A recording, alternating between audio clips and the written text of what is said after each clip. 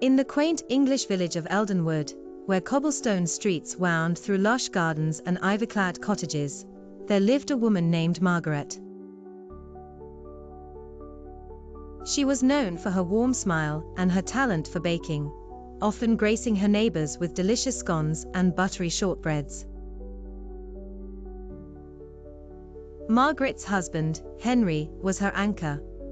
His gentle laughter and penchant for telling old stories warmed their home. When Henry suddenly passed away one crisp autumn morning, Margaret's world cracked like the thin ice upon the village pond.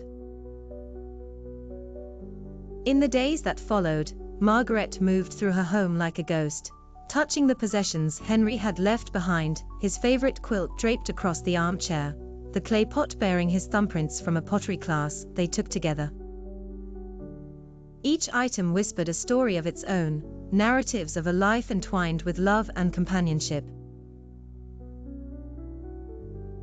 Feeling overwhelmed by the silence and the memories, Margaret reluctantly sought the counsel of Joan, a bereavement counsellor residing in the neighboring town. Grief is a powerful teacher, Joan began, her voice as soothing as the summer breeze that caroused through Eldenwood's meadows. While it feels like a storm now, it will eventually reshape into something gentler. Let us give room to those feelings, Margaret. The sessions with Joan became Margaret's safe haven, a space where her sorrow could stretch and find its voice.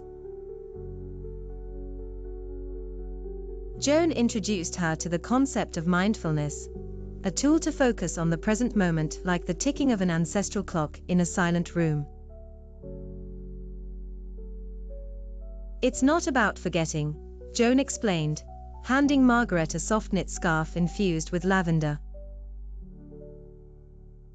It's about carrying the love forward, transforming it into something new.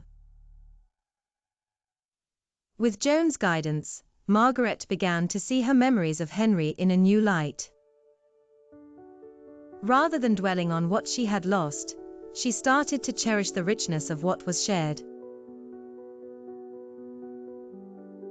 She found solace in the rituals they had loved, the Saturday night movie marathons, the Sunday walks through fields of wildflowers. One day, Margaret decided to tackle Henry's paperwork, a task she had long dreaded.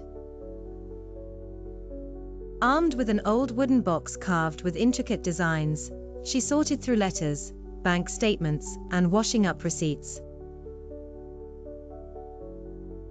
Each document unearthed a mosaic of their shared history. As she pieced together what once felt like a burden, Margaret discovered letters Henry had penned during their courting days. Words of devotion and silly drawings brought tears to her eyes, but also warmth to her heart.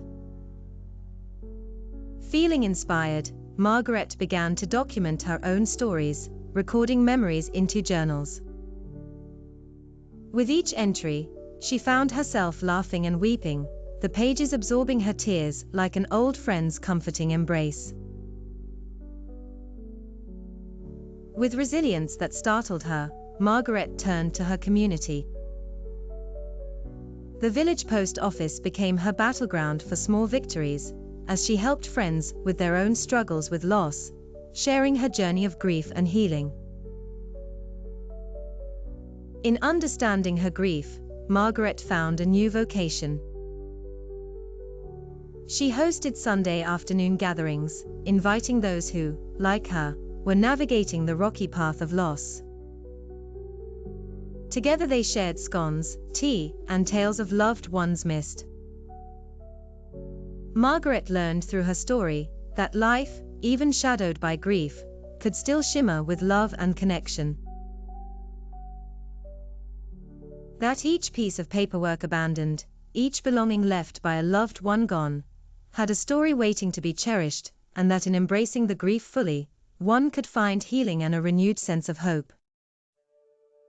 Thus, in Eldenwood, amid the rustling leaves and echoing laughter, Margaret carried Henry forward with each step she took, each story she told, and the love she continued to share.